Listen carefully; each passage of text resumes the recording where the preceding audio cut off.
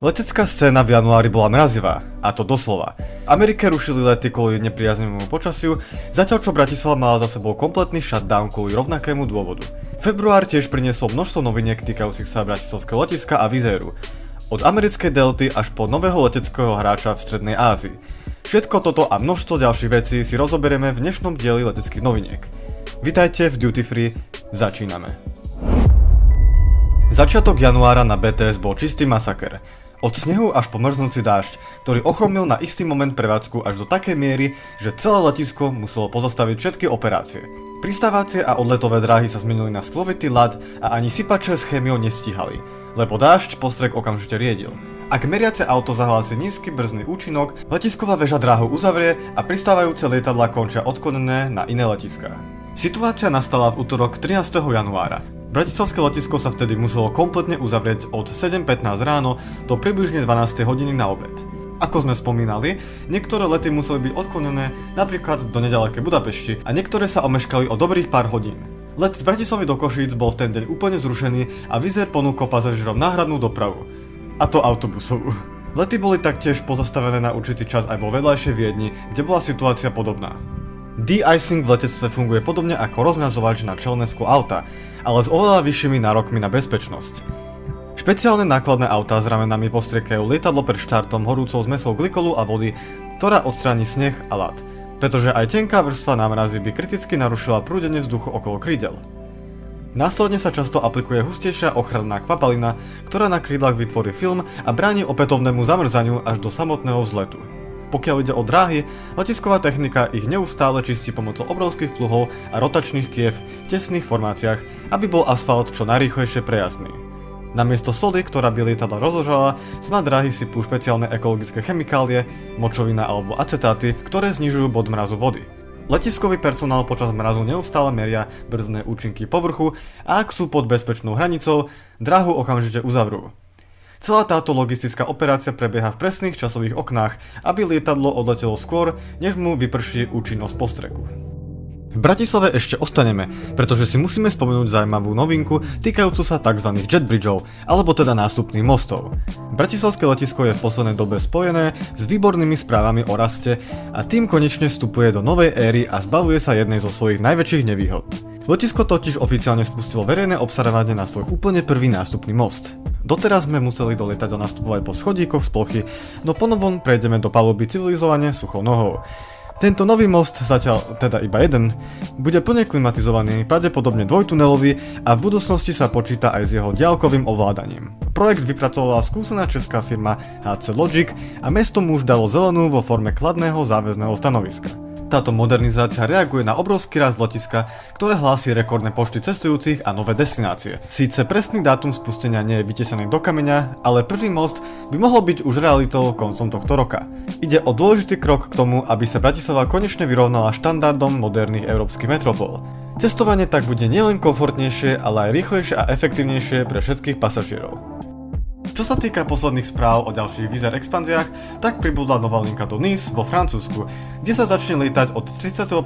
marca 3-krát týždenne.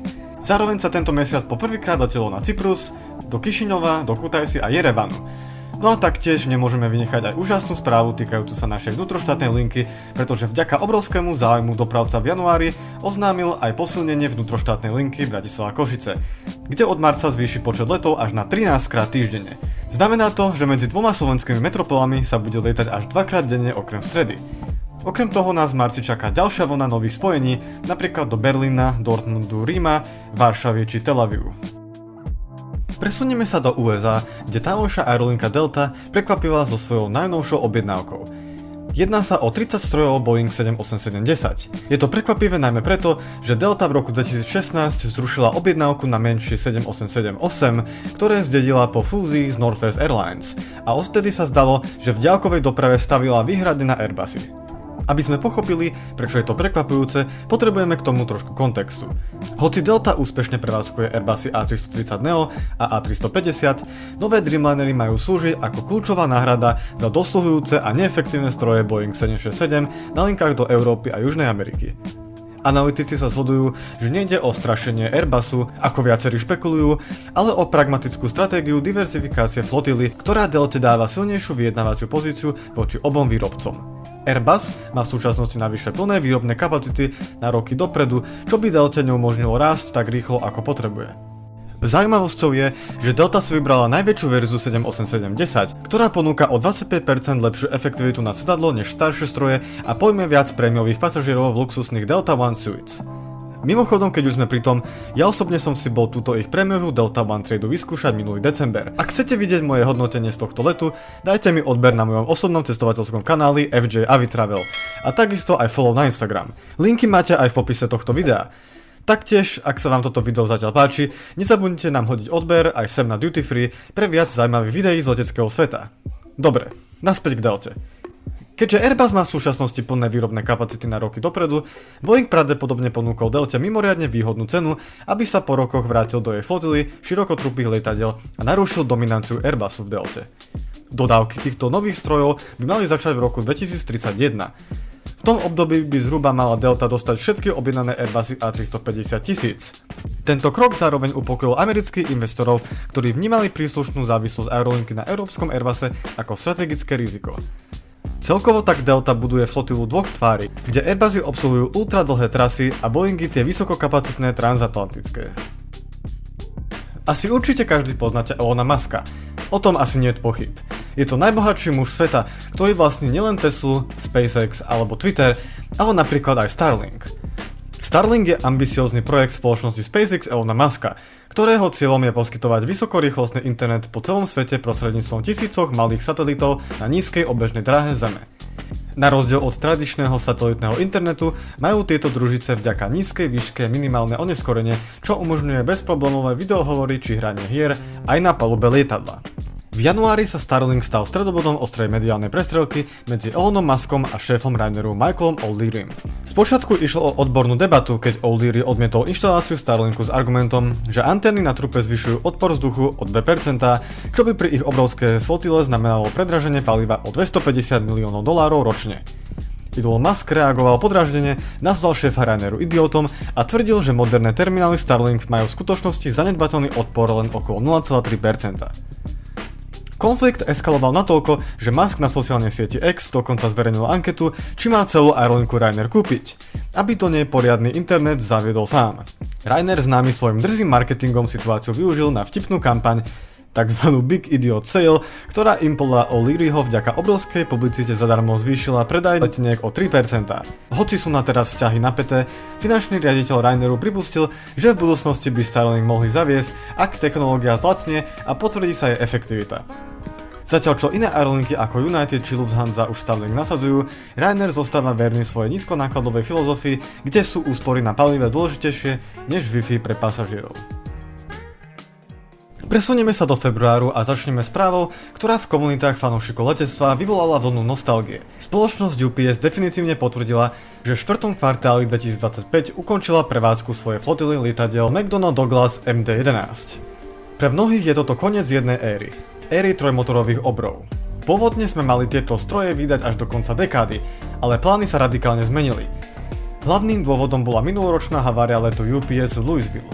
Hoci vyšetrovanie stále prebieha, predbežné správy hovoria o štruktúrálnej únave materiálu v oblasti uchytenia motora číslo 2. UPS sa teda rozhodla neriskovať a proces modernizácie flotily urýchlila. Firma musela odpísať $137 miliónov a ďalších 101 investovať do transformácie flotily. MD-11 nahradia Boeingy 767-300F. Sú tichšie, žerú menej paliva a majú modernejšiu avioniku. Ale ruku na srdce, ten charakteristický profil trojmotoráka na radare nič nenahradí. Ak máte niekde fotku MD-11, strážte si ju. Naživo ich už uvidíme len v múzeách alebo šrotoviskách. Presúvame sa na východ. Kyrgyzstan možno nie je prvou krajinou, ktorá vám napadne pri slove letecká veľmoc, ale spoločnosť Asman Airlines sa to chystá zmeniť. Prednedávno predstavili vizuálnu identitu pre svoje nové stroje. Pre spoločnosť Asman Airlines je to významný milník, pretože s objednanými strojmi môžu začať lietať aj tam, kde doposiaľ ich Q400 nemohli. Nové lietadlá síce nie sú konkrétne známe, ale podľa vizualizácií môžeme špekulovať, že sa jedná o Dreamliner, A321 alebo 757. Dajte nám vedieť dole v komentároch, čo si myslíte, o aké stroje sa tu jedná. Každopádne, táto kyrgyzská aerolinka plánuje už dlhšiu dobu začať lietať aj do európskych miest. Je tam ale jeden malý háčik. A síce, že kyrgyzsky registrované lietadlá majú ban lietať do Európskej únie. Takže najprv si musia vybaviť povolenie.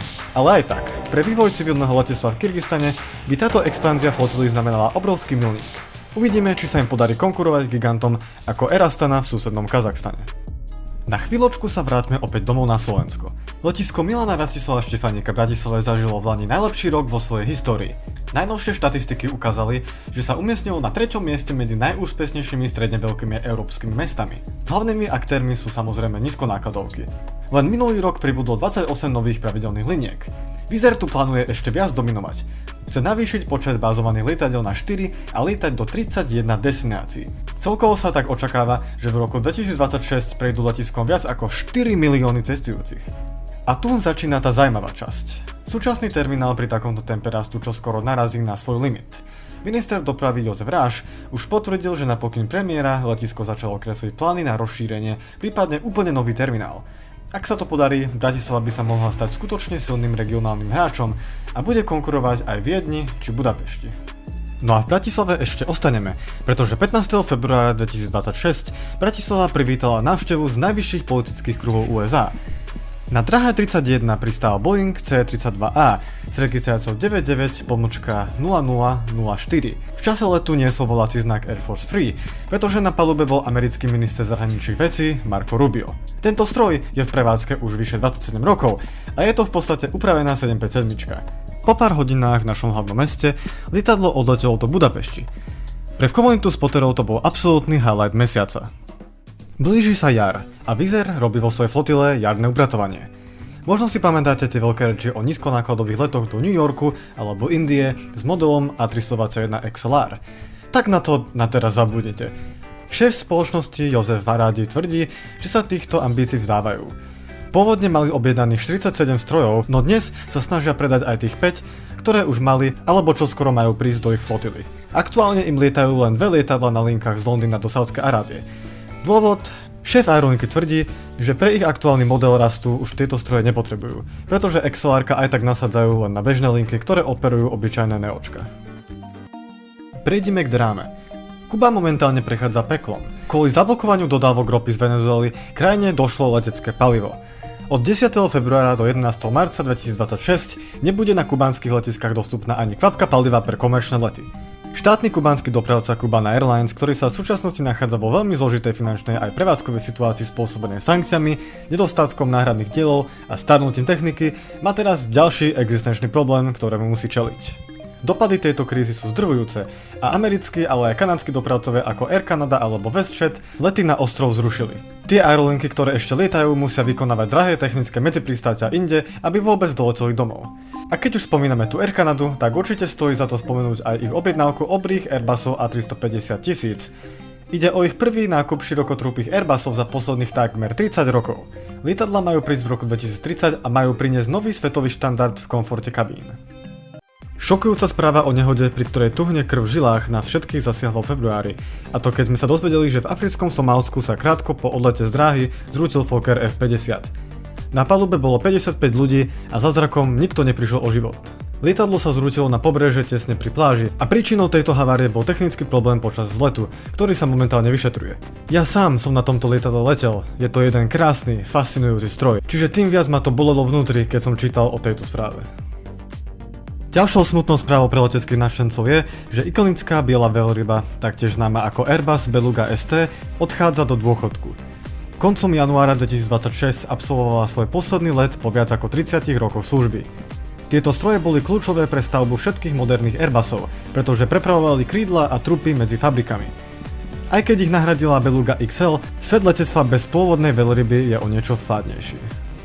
Presunieme sa na Blízky východ, kde žiaľ, pri smutných správach aj ostaneme. Vzhľadom na prebiehajúci konflikt medzi svetovými veľmocami v tejto časti sveta museli veľké letiská, ako sú napríklad v Dubaji, Katare alebo Kuvajte, pozastaviť všetku prevádzku a taktiež uzatvoriť vzdušný priestor nad danými krajinami. Milióny cestujúcich uviazli nielen tam, ale aj po celom svete kvôli zrušeným letom Kataru, Emirates, Etihadu a ďalšími mnohými. Lietadlá smerujúce do Blízkeho východu museli byť na poslednú chvíľu poodkladané na rôzne letiská po svete a vyzerá to tak, že tam aj ešte ostanú na nejakú tú dobu. Vzhľadom k tomu, že situácia sa aktuálne stále vyvíja, je všetko možné. Náš dnešný dvojmesačný prehľad ukončíme správou, ktorá nás na Slovensku veľmi zasiahla. Opustil nás Rado Mlínek, legenda košického letectva a neúnavný dokumentarista tamojšieho letiska. Rado bol človek so šibalským úsmevom a nekonečnou vášňou pre stroje s krídlami. Budeš nám chýbať, Rado. Česť tvojej pamiatke. Takže toto by bol náš dvojmesačný letecký recap.